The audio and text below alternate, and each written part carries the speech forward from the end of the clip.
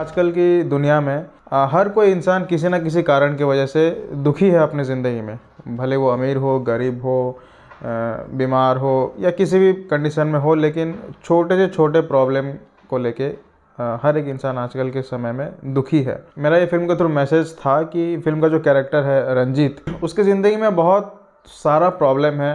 उसके personal life में, उसके प्रोफेशनल लाइफ में, ना उसके फैमिली में कोई है, ना उसके कोई दोस्त है, और वो बहुत एक गंभीर बीमारी से गुजर रहा है। तो उसके बावजूद भी वो अपने लाइफ के हर एक पल को खुशी से जीने की कोशिश करता है, और कोई भी इंसान जिसके फेस में दुख हो वो उस दुख को देखना बर्दाश्त नहीं कर पाता। उस तरीके के कैरेक्टर के थ्रू मैं एक हैप्पीनेस का मैसेज देने की कोशिश किया हूँ इस फिल्म के ज़रिए।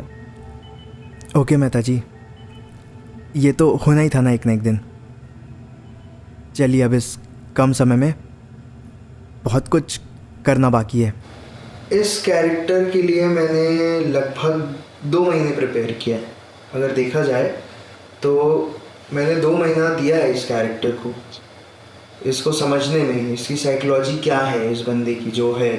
और वो जो कैरेक्टर है आज की दुनिया में, अभी जो जनरेशन चल रहा है, जो दौर में हम हैं, इस दौर में ऐसा इंसान मिलना लाखों में एक है। ऐसा इंसान नहीं होगा, मैं नहीं मानता कि इस युग में अभी के टाइम पे होगा कोई, लाखों में एक है। तो इसलिए ये कैरेक्टर प्ले करने में मुझे बहुत मज़ा आया, और मैं एक बार में यहाँ बोला कि मुझे ये कैरेक्टर प्ले करना है, चाहे जो भी हो जाए। चलो position, focused, lock, rolling, action. मैंने तो पहले ही कह दिया था कि मुझे ये करना है, क्योंकि ये मेरा जो कैरेक्टर है बिंदी, ये मेरे लिए बहुत ही नया था, और मैं काफ़ी टाइम से कुछ ऐसे ही चैलेंजिंग रोल का वेट कर रही थी। मुझे चैलेंजेस बहुत पसंद है, मैं एक्सपेरिमेंट करना बहुत चाहती हूँ कि मैं अपने रोल, क्योंकि मेरा यही प्रोफेशनल है और मैं अपने प्रोफेशन में एक्सपीरियंस करना मुझे बहुत पसंद है।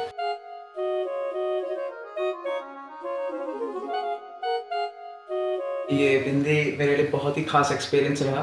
हालांकि मैं अभिषेक मोहंती के साथ बहुत पहले से जुड़ा हूँ, उनके साथ मेरा ये नया अनुभव, हर रोज़ जब मैं उनके साथ इवन डिस्कशन भी करता हूँ ना, तो मुझे कुछ नया अनुभव होता है, और हमारे वार्तालाप कुछ उस लेवल की चलती है कि हम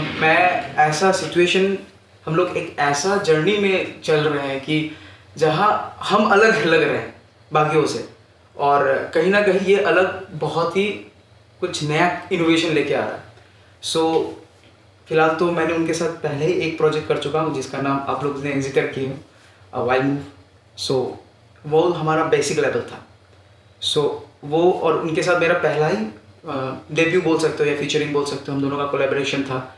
सो हम लोग उसमें कुछ खास मतलब अपने बियॉन्ड लेवल तक तो जा नहीं पाए, पर हमने एक चीज़ सीख लिया कि हम एक दूसरे का मतलब आप बोल सकते हो थॉट, इमोशंस या मेंटल प्रोसेस, किस तरह टेक्नीशियंस काम करे, वो मेरा और उनका विजन सिमिलर हो गया।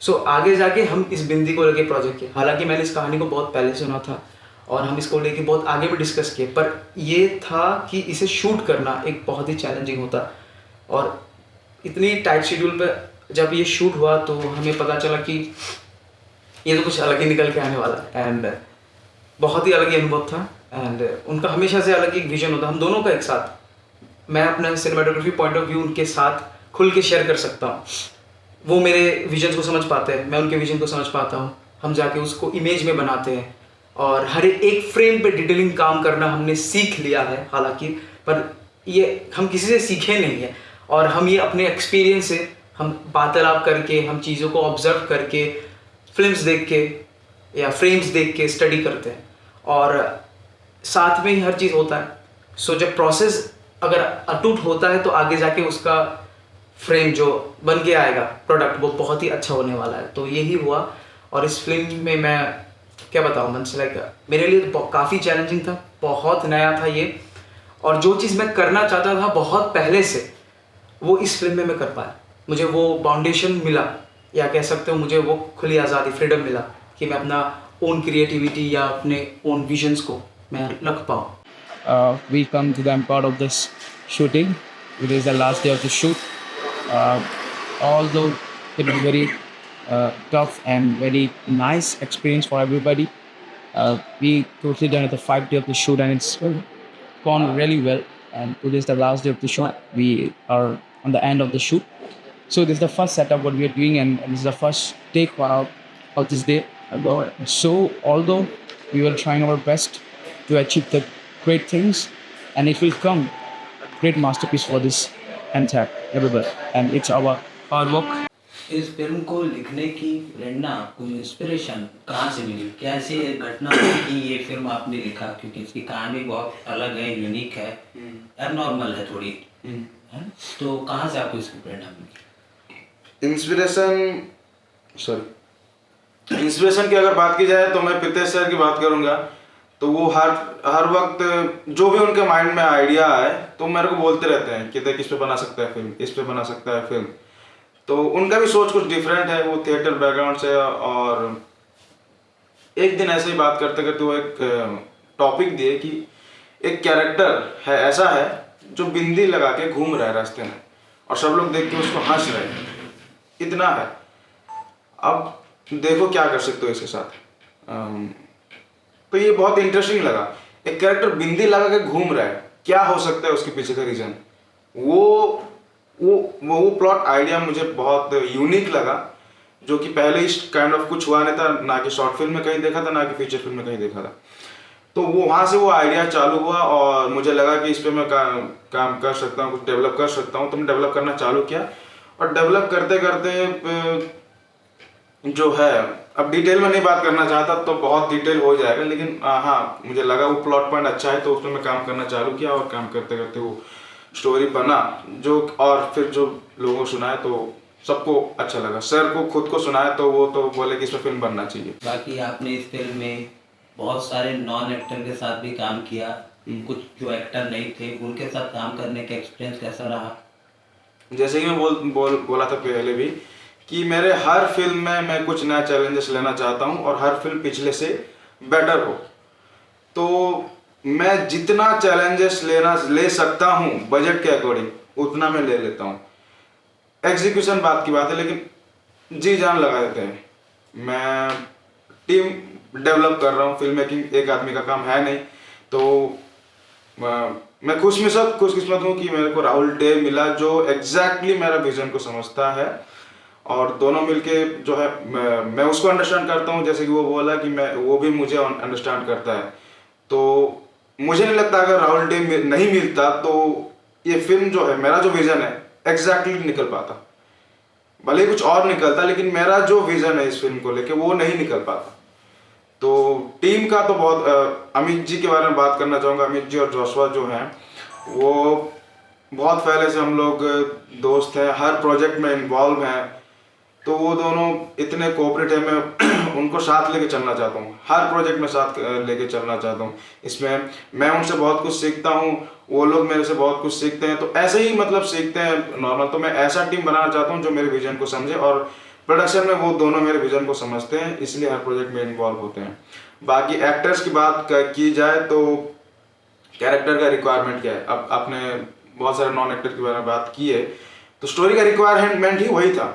अब हमारे पास उतना बजट है नहीं कि हम बाहर से एक्टर कास्ट करें, और अगर कास्ट भी करते हैं तो उनको प्रोफेशनल तरीके से हैंडल करना पड़ता है जो कि बजट का रिक्वायरमेंट है. तो ये पॉसिबल नहीं था किसी भी एंगल से. उतना बजट हमारे पास लगाने के लिए नहीं था. बजट के अंदर काम करना था लेकिन बेस्ट काम करना था, कॉम्प्रोमाइज़ नहीं करना था किसी को भी लेके.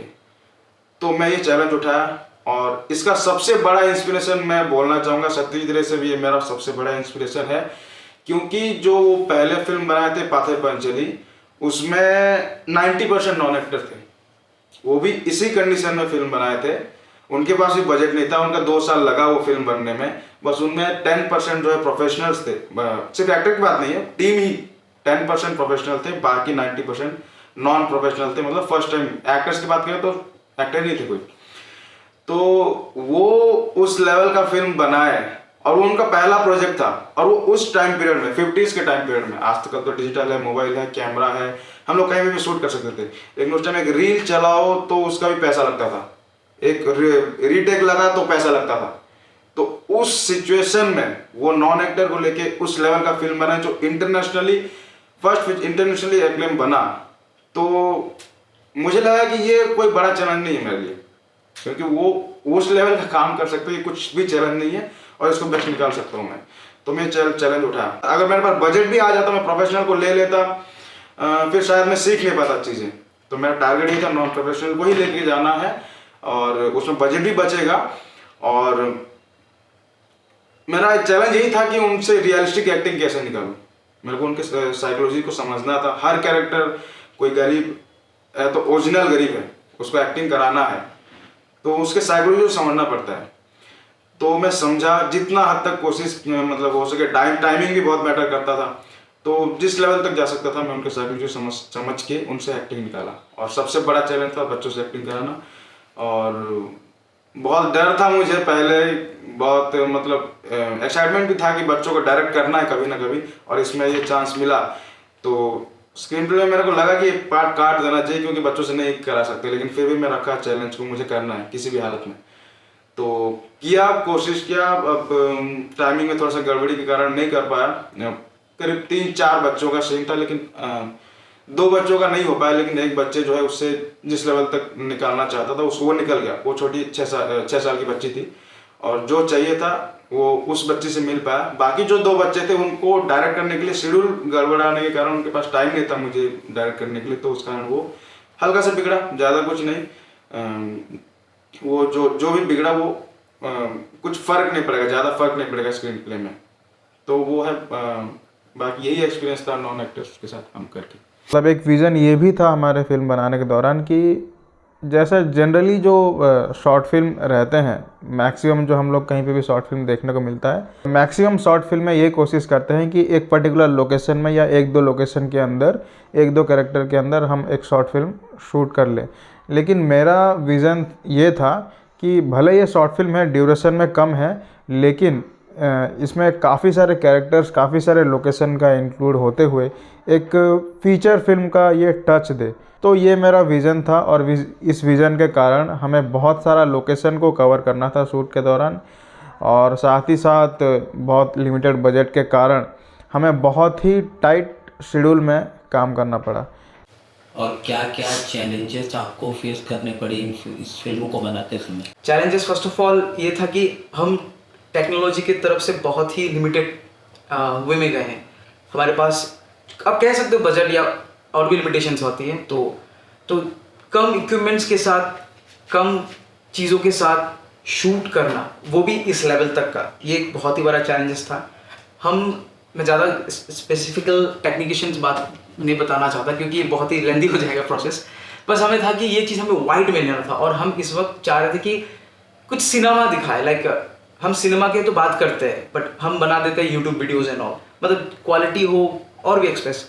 हमने ना क्वालिटी पे कॉम्प्रोमाइज़ किया, ना हमने किसी फ्रेम पे कॉम्प्रोमाइज़ किया, ना कभी कलर या कॉम्पोजिशन। हर चीज़, हर एक फ्रेम को स्टडी करके, डिटेलिंग, टाइम लेके। हालांकि ये प्रोसेस बहुत लंबा था, और अभी जैसे आज रैप अप हुआ है, मुझे नहीं लगता कि और बहुत मतलब ये कम है, और भी खींच सकते थे हम इस चीज़ों को, पर हमें ये कम टाइम पे, कम चीज़ों में और अच्छी तरह से काम करना तो ज़रूरी था, क्योंकि हम सोच लिए थे कि इसको आगे बेहतरीन करना है।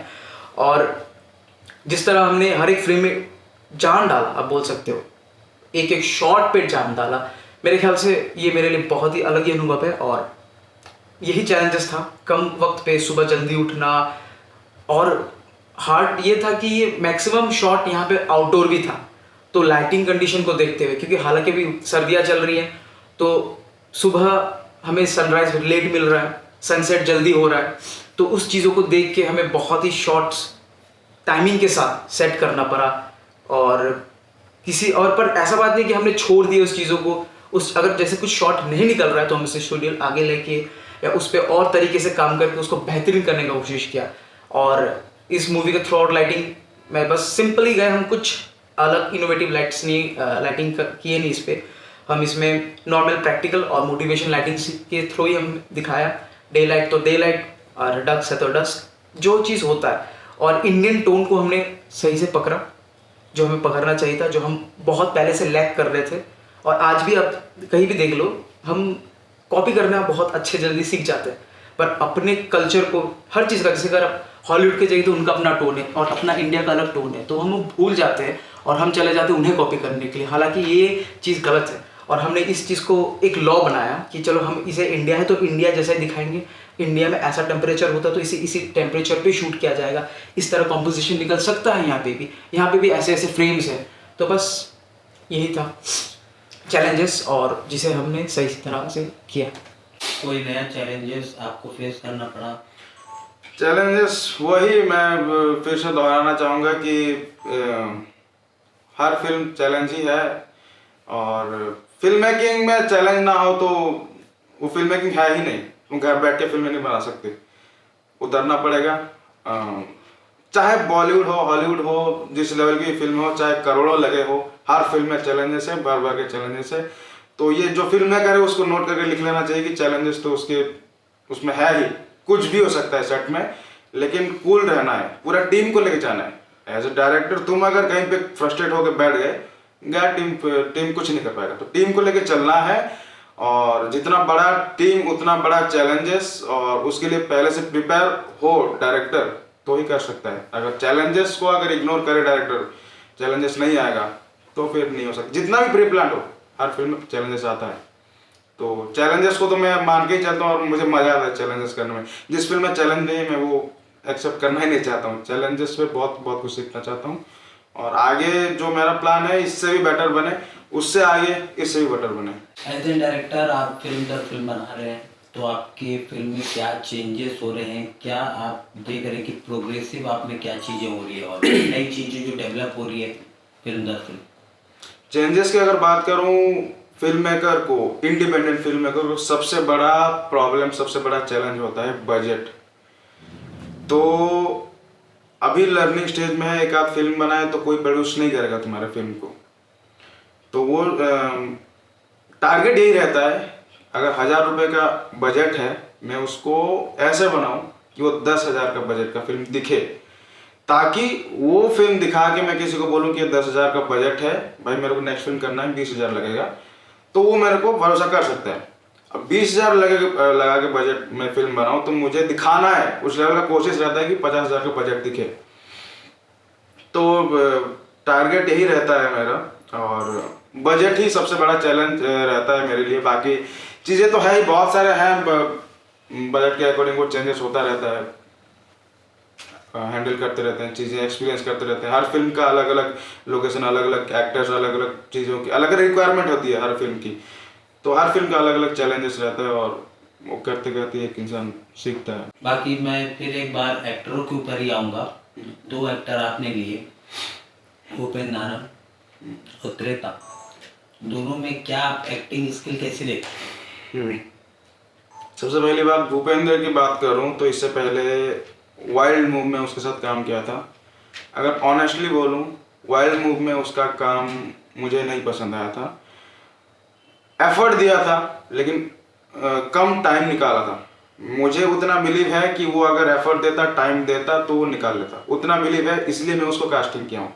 ऐसे ही कास्टिंग नहीं किया हूँ। मुझे लगा उस टाइम कि ये एफर्ट देगा उस लेवल का, लेकिन एफर्ट दिया, यानी बोलो कि एफर्ट नहीं दिया, लेकिन जो सोचा था उस लेवल का नहीं किया। तो उस वजह से मैं थोड़ा सा नाराज़ था।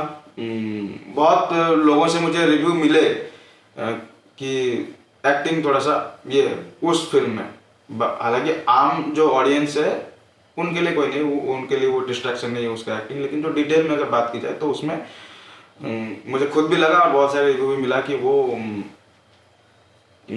एक्टिंग में थोड़ा सा ये है। लेकिन इस प्रोजेक्ट में मैं बहुत डर रहा था कि यार ये मैं मतलब बहुत, एक्चुअली क्या है कि ये फिल्म जो है मैं आखिरी बनाना चाहता हूँ, शॉर्ट फिल्म, और मेरा टारगेट कुछ और है आगे, मैं कुछ फीचर में मूव करना चाहता हूँ। तो आखिरी है इसलिए मैं इसको जी जान लगा कर बेस्ट बनाना चाहता हूँ। तो ऐसा लगा कि भूपेंद्र कहीं टाइम ना दे पाए तो कैरेक्टर जो मैं सोच रहा हूँ वो निकल के नहीं आ सकेगा ऐसा मैं था, लेकिन वो मुझे खुद भरोसा दिलाया। जितना बार में बातचीत होता था वो भरोसा दिलाता था कि कर लूँगा कर लूँगा कर लूँगा, और वो मेरे विजन को समझता था कहीं ना कहीं, और मैं भी उसको समझा और मुझे लगा कि इस बार ये करेगा, इस बार ये टाइम देगा, और मुझे लगा फिर उसको मैं कास्ट में इंक्लूड किया। फिर भी मेरे मन में कहीं ना कहीं था कि नहीं कर पाएगा काइंड ऑफ, क्योंकि मैं जब शूट चालू किया तब कुछ कोई एक्टर और था वो कैरेक्टर में, रंजीत के कैरेक्टर में, और मेरे दिमाग में सिर्फ वही चल रहा था। बहुत सारे भूपेंद्र स्टाफ का कैरेक्टर पहले नहीं किया है, तो बहुत जो दोस्त हैं लोग हैं तो सब लोग पूछते थे कि इसमें एक्टिंग कौन कर रहा है, मैं बोलता था भूपेंद्र, तो सब लोगों का रिएक्शन अजीब आता था। तो एक्टर को डायरेक्टर ही समझ सकता है, बाकी लोग नहीं समझ सकते। अगर एक एक्टर अगर पहले से काम नहीं किया है कुछ भी, उसमें कितना कैपेबिलिटी है एक डायरेक्टर समझ सकता है, और आम कोई ऑडियंस नहीं समझ सकता है कि वो ये कर सकता है या नहीं कर सकता। वो बस लुक को लेके चले जाते हैं या फिर उसके बातचीत नॉर्मल जो रियल लाइफ की बातचीत को लेके चले जाते हैं। तो मैं कहीं ना कहीं था उस, बहुत लोग बोल रहे थे, कहीं ना कहीं मेरे दिमाग में चल रहा था क्या होगा क्या नहीं, लेकिन जब वर्कशॉप के टाइम हम लोग किए और वो बहुत सारे क्वेश्चंस करता था कैरेक्टर्स को लेके, और मैं भी जितना सजेशन किया, जितना स्टडी करने के लिए बोला, वो सब कंप्लीट किया इस बार, और करीब 2 महीने तक वो टाइम दिया एग्जैक्टली। और जब भी फ्री मिलता था वो फ़ोन करता था, कैरेक्टर में पूछता था, बात करते थे, तो धीरे धीरे मेरे को बिलीव होने चालू हुआ, हाँ ये कर लेगा। और वर्कशॉप के टाइम मेरे को लगा कि हाँ ये कर लेगा, ये इस बार मेहनत किया है और बहुत मेहनत किया है। तो दिखा वो चीज़ फिल्म में, उसका मेहनत दिखा है, वो कुछ अलग करने की कोशिश किया है, मेहनत जिस लेवल तक वो जा सकता था मेहनत वो किया है, वो दिया है। कुछ चीज़ें वो लैक किया है जो कि उसके रियल लाइफ में वो चीज़ें एक्सपीरियंस नहीं है, वो मेजर नहीं है फिल्म का, तो इस वजह से कुछ चीज़ों में हल्का सा लैक किया है। लेकिन इस बार वो बहुत मेहनत किया था और प्राउड ऑफ हिम। त्रेता के बारे में बताएं। त्रेता के बारे में बात करूं तो ये मेरा पहला एक्सपीरियंस था। जैसे कि बजट की बात किया था मैं कि हर फिल्म में बजट के रिक्वायर है, और मेरे जितने भी मैं पिछले बनाता था फिल्में, तो बजट की कमी के कारण एक्टर्स में बाहर से नहीं लेता था, जो भी अपने अराउंड है, कॉलेज में है, उनसे सिलेक्ट करता था। लेकिन अब मेरे पास वो ऑप्शन नहीं था, कॉलेज में हर ढूंढा, हर मेरे पास थे ऑप्शन, लेकिन जितने मेरे पहचान में थे, मुझे वो ये जो कैरेक्टर रिक्वायरमेंट था ये मुझे नहीं दिखा उनमें से। तो मैं बताया भूपेंद्र कि फीमेल के लिए हमें कास्ट ही करना पड़ेगा बाहर से, किसी भी एंगल से, क्योंकि मैं इसमें कॉम्प्रोमाइज नहीं कर सकता, और कॉम्प्लिकेटेड कैरेक्टर था और इसको कोई अच्छे से परफॉर्म नहीं करता तो मज़ा नहीं आता। तो भूपेंद्र से ही बात हुआ, उसके दोस्त था त्रेता, पहले से थिएटर वगैरह करते थे, तो बात करवाया भूपेंद्र। और डाउट था, अब मैं ऑडिशन वगैरह भी लेने के लिए टाइम नहीं था, टाइम की भी कमी थी, तो मैं कुछ लाइंस भेजा था उसको परफॉर्म करने के लिए, तो वो भेजी थी, ठीक था। लेकिन अब आमने सामने मिलने से ही पता चलता है एग्जैक्टली है क्या, और वो छोटा सा मतलब लाइन में उतना समझ नहीं आता। फिर भी मैं एक बार मिलना चाहा, मिलने के बाद पता चलेगा कि क्या है सीन। तो जब मिला और सबसे पहले मैं उसी दिन नरेट किया, होल स्क्रीन प्ले नरेट किया। त्रेता थी और भूपेंद्र थे और राहुल डे था, टीम थे। तो नरेशन के दौरान मैं जितनी भी चीज़ें बोलता जा रहा था, मुझे वो एक चीज़ लगा कि जो भी मैं लाइन बोल रहा हूँ अंडरस्टैंडिंग है उसमें, हर चीज़ को अच्छे से समझ पा रही है और अपने तरफ से वो मतलब इन्वॉल्व हो रही है स्टोरी में, और ये चीज़ मुझे दिखा। और बस वही मुझे लग गया कहीं ना कहीं कि ये कर सकती है, बस। और ज़्यादा मैं कुछ इंक्वायरी नहीं किया, लेकिन उसमें बातचीत से और उसके अंडरस्टैंडिंग लेवल उसमें से पता चलेगा कि ये कर लेगी ये कैरेक्टर। तो उस दिन उसको फिक्स किया, और बाकी जो प्रोडक्शन के टाइम, शूट के टाइम जो मेरा रिक्वायरमेंट था वो उससे निकाला, उसके तरफ से कोई कॉम्प्रोमाइज़ नहीं, पूरा कोऑपरेटिव रही। हर दिन सुबह आना था 5 बजे, 5:30 बजे, जब भी बोलता था तब रेडी रहती थी, कोऑपरेटिव रही। तो मुझे नहीं लगता था कि मतलब बाहर से ला रहा हूँ, पेड कर रहा हूँ तो उन लोगों का कुछ नखरे होंगे, ऐसा लग रहा था, लेकिन ये मैं गलत साबित हुआ और वो बहुत अच्छे से कोऑपरेट की। तो बहुत अच्छा एक्सपीरियंस था उनके साथ काम करके। जी कि इस शूट के दरमियान जो कि 6 दिन चला है, उस बीच में लगभग जितने टीम मेंबर्स थे सभी की तबीयत खराब हुई। हाँ, इसका क्या कारण है समझ ही नहीं आया। इतना टाइट शेड्यूल में हम लोग काम इससे पहले नहीं किए थे, लेकिन ये सबसे टाइट शेड्यूल में काम था। सुबह बहुत जल्दी उठना, यहाँ वहाँ जाना, रात तक बाहर रहना, रात में 12 साढ़े 12 खाना खाना, 2 बजे तक फिर प्री प्रोडक्शन का जो भी काम होता था अगले दिन के लिए वो करना, 5 बजे फिर उठना। तो इसके कारण जो है थोड़ा सा लोगों का स्वास्थ्य खराब हुआ। लेकिन अगली बार ध्यान रखेंगे कि और अच्छे से और काम करेंगे, अच्छा, और शेड्यूल को थोड़ा और फ्लेक्सिबल बनाएंगे ताकि ये परेशानी भी ना आए। अभिषेक जी के साथ आपका एक्सपीरियंस कैसा रहा काम करने का? अभिषेक जी के साथ काम करना मेरे लिए बहुत ही अच्छा था। वो इतने कोऑपरेटिव हैं और सबको, पूरी टीम को एक साथ मैनेज करना, एक एक चीज़, एक एक डिटेल, ये शॉट हुआ, ये लिए और वो पूरी टीम का भी बहुत अच्छे से ध्यान रखते थे कि कोई भूखा ना रहे, सब खा लें, सब अच्छी, सबकी सेहत अच्छी हो, किसी की तबीयत भी ख़राब हो तो नहीं, आप रेस्ट कर लो, अपन बाद में कर लेंगे, दिन बढ़ा लेंगे। तो वो हाँ, बहुत हेल्पिंग नेचर है उनका। अभिषेक जी के साथ आपने पहले भी काम किया है, किस तरीके से आप देखते हैं एज ए डायरेक्टर उसको? पहले भी आपने वाइड मूव में काम किया है, फिर उसके बाद अभी इस फिल्म में आप काम कर रहे हैं, तो एज ए डायरेक्टर में क्या चेंजेस आए पहली फिल्म से लेकर अब तक, और क्या टेक्निक है उनकी फिल्म बनाने की, कैसे वो फिल्में बनाते हैं? देखिए, मैंने बहुत डायरेक्टरों के साथ काम किया है, अभिषेक जी पहले नहीं है। मैंने बहुत सारी शॉर्ट फिल्म की हुई है, भले वो जिस लेवल पे भी की हुई है, मैंने थिएटर भी किया हुआ है, थिएटर प्लेस भी किए हैं।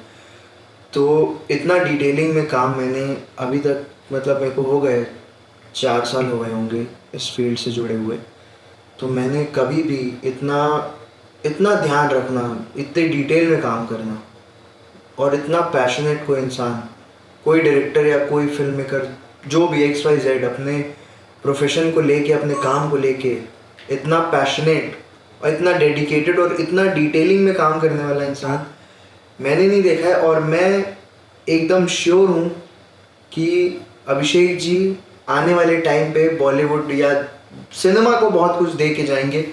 बस कोई इनको एक बढ़िया कोई इंसान मिल जाए, तो कहीं से कुछ हो जाए, तो by God's grace he'll achieve everything and he'll take this Indian cinema, Bollywood cinema or Indian cinema, whatever we say, to a whole new level.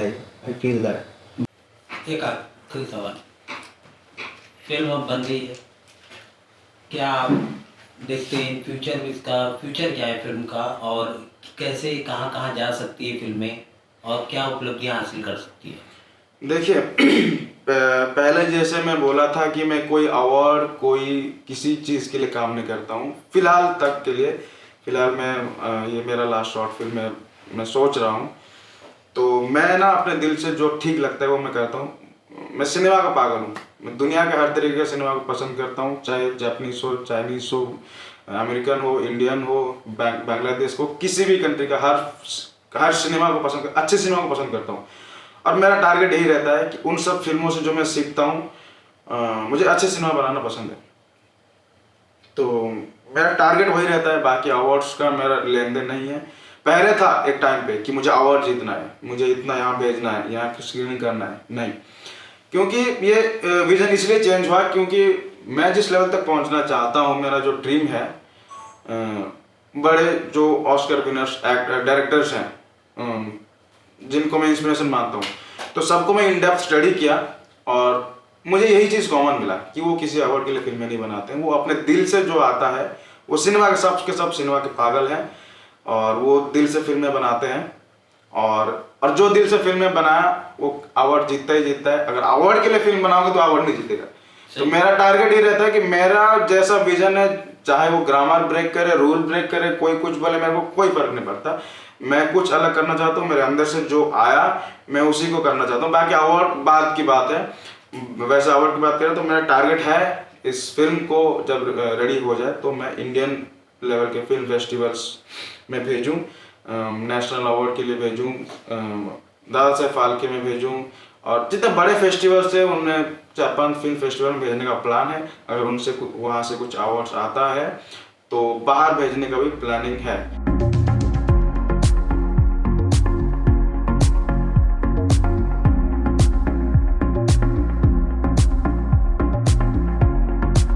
Please बजा दीजिएगा।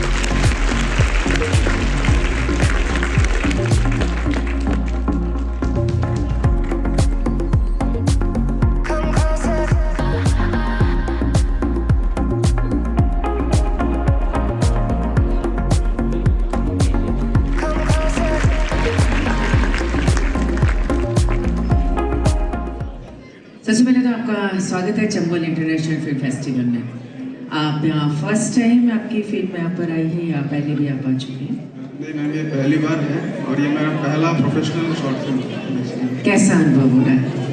बहुत अच्छा अनुभव हो रहा है और चंबल इंटरनेशनल फेस्टिवल को मैं धन्यवाद कहना चाहूँगा कि मेरे को इस काबिल समझा। मेरे टाइम मुश्किल नहीं है, बहुत अच्छा मेरा फर्स्ट टाइम एक्सपीरियंस है इतना ऑडियंस के सामने। अच्छा, ये जो आपने विषय लिया है, इस पर आपने जो ये शॉर्ट ड्रामा बना है, यही विषय क्यों लिया?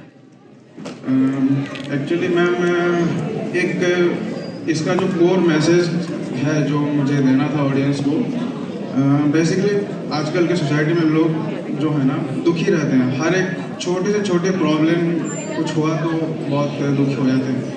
तो इस फिल्म के थ्रू मेरे को ये मैसेज देना था कि एक जो कैरेक्टर था रंजीत, मेन कैरेक्टर, उसके ज़िंदगी में जीने के लिए बहुत कम समय है, लेकिन वो अपने हर एक पल को खुशी से जी रहा है, मतलब गम में नहीं है वो। और बेसिकली उस कैरेक्टर के थ्रू मैं मेरे को यही मैसेज देना था कि इतने कम समय होने के बावजूद अगर ये इतना खुशी से रह सकता है तो आपका प्रॉब्लम कुछ नहीं है। बेसिकली ये छोटा सा मैसेज देना था। और ये कैरेक्टर बेसिकली आनंद फिल्म से इंस्पायर था, राजेश खन्ना का जो कैरेक्टर उससे इंस्पायर। बिल्कुल, और इसमें बहुत अच्छा आपने मैसेज यहाँ पर दिया कि कहते हैं ना, जिंदगी कितनी लंबी है ये मायने नहीं रखता, आप जिंदगी को कैसे देते हैं और लोगों को कितनी खुशियाँ देते हैं, ये बहुत बड़ी बात हो जाती है। बिल्कुल, बहुत अच्छा, एक बार जोरदार तालियां प्लीज बजा दीजिए। और thank you sir, thank you very much sir.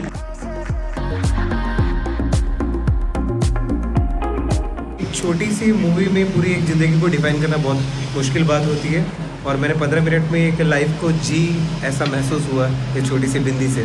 सबसे ज़्यादा मैं एक्साइटेड इस चीज़ के लिए था कि किसी डायरेक्टर ने बहुत ही फ्रेश टॉपिक उठाया, जहाँ पर हम देखते हैं कि अभी रिपीटेटिव टॉपिक्स चल रहे हैं वेब सीरीज़ में भी और बॉलीवुड में भी।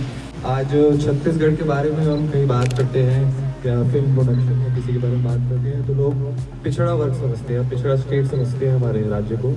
और आज ऐसी मूवी देख के और ऐसे टैलेंट देख के मैं जैसा महसूस कर रहा हूँ ऐसा ही सब महसूस कर रहे होंगे, आई एम श्योर। तो मैं चाहता हूँ एक बार सब मिलजुल के सब हमारे टैलेंट्स के लिए ताली बजाएं।